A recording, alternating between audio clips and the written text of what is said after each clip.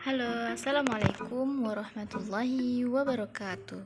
Bertemu lagi dengan saya Rana Atika Zakia dari Prodi PGMI. Ingin mempersembahkan sebuah video yang berjudul Siklus Makhluk Hidup. Oke, beralih ke materi selanjutnya.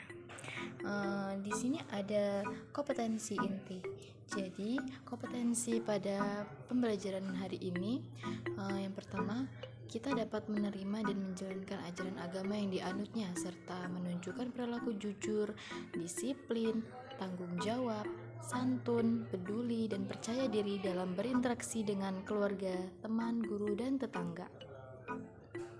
Selanjutnya yaitu memahami pengetahuan faktual dengan cara mengamati dan menanya berdasarkan rasa ingin tahu tentang dirinya, makhluk ciptaan Tuhan dan kegiatannya, dan benda-benda yang dijumpainya di rumah, di sekolah, ataupun tempat bermain.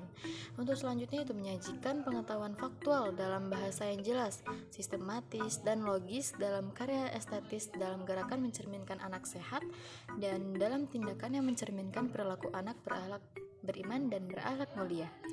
Adapun kompetensi dasar, yang pertama yaitu membandingkan siklus hidup beberapa jenis makhluk hidup serta mengaitkan dengan upaya pelestariannya.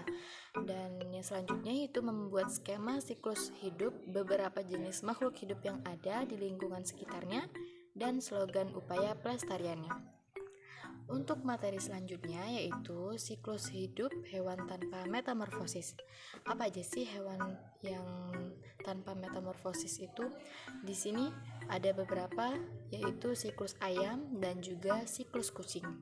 Untuk selanjutnya siklus hidup hewan dengan metamorfosis. Yang ketiga yaitu siklus kecoa, lalu selanjutnya yaitu siklus belalang. Baik, untuk selanjutnya sebelum kita beralih ke hewan-hewan tersebut, apa sih metamorfosis itu? Oke, jadi metamorfosis itu merupakan suatu proses perkembangan biologi pada hewan yang melibatkan perubahan penampilan fisik atau struktur setelah kelahiran atau penetasan. Dan perubahan ini terjadi akibat pertumbuhan sel dan diferensiasi sel yang secara radikal berbeda. Metamorfosis dibagi menjadi dua, yaitu metamorfosis sempurna dan metamorfosis tidak sempurna. Apa sih metamorfosis sempurna itu?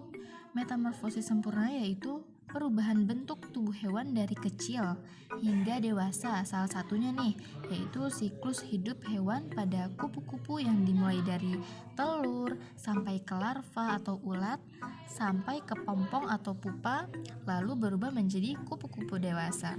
Untuk selanjutnya yaitu metamorfosis tidak sempurna. Apa sih itu? Metamorfosis tidak sempurna merupakan suatu proses perubahan bentuk hewan yang saat lahir tidak berbeda bentuknya dengan saat hewan tersebut dewasa. Salah satunya nih, metamorfosis tidak sempurna yaitu siklus hewan pada kecoa. Adapun tahapannya seperti telur, lalu melewati nimfa, lalu kecoa dewasa. Untuk selanjutnya yaitu hewan tanpa metamorfosis, seperti siklus hidup ayam. Di sini sudah ada gambarnya ya teman-teman. Untuk siklus hidup ayam itu memiliki beberapa cara, yaitu bertelur. Telur tersebut dierami selama 21 hari. Di dalam telur tersebut mengalami perubahan dan pertumbuhan terus-menerus, dan dari inilah siklus hidup ayam dimulai. Demikian seterusnya. Untuk selanjutnya, siklus hidup kucing. Beberapa hewan tidak bertelur tetapi berkembang biak dengan cara beranak, seperti kucing. Kucing merupakan hewan yang tidak mengalami metamorfosi.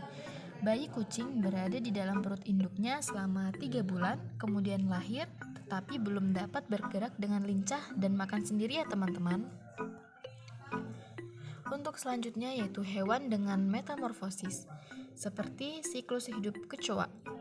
Kecoa termasuk hewan yang serangga yang dapat kita temui di tempat yang kotor dan lembab. Pada kaki kecoa tersebut terdapat bakteri yang menimbulkan penyakit.